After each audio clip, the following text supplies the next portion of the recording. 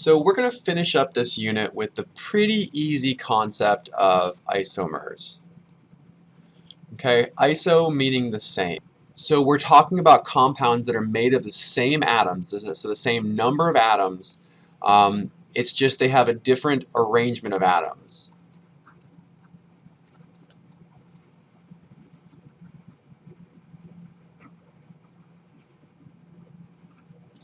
And we're going to break these isomers up into two different groups. We have structural isomers,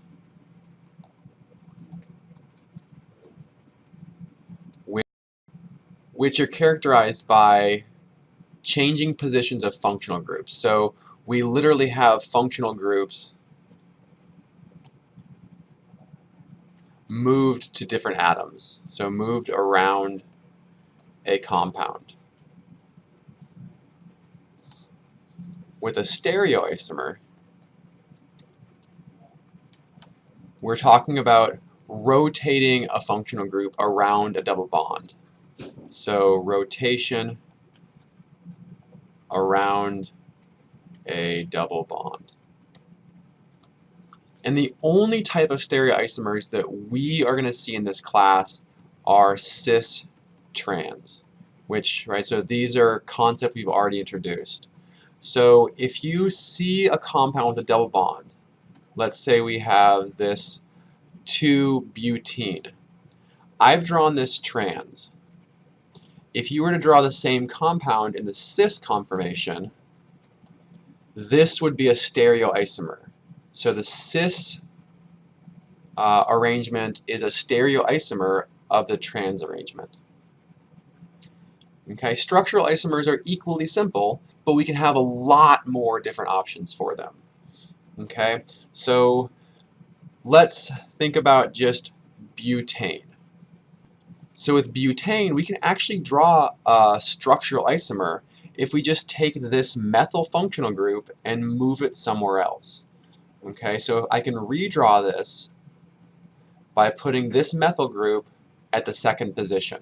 So I went from butane to 2-methyl propane. So 2-methyl propane is a structural isomer of butane. Right? And you can do this with really any functional group that you want. So if we're talking about a carboxylic acid, okay, to make a structural isomer of this compound, we can take this carboxylic acid and move it somewhere else. All right, so if you move it to the end, we end up with this compound. Okay, but when you're doing this, just be careful, because it's possible to end up with the same compound.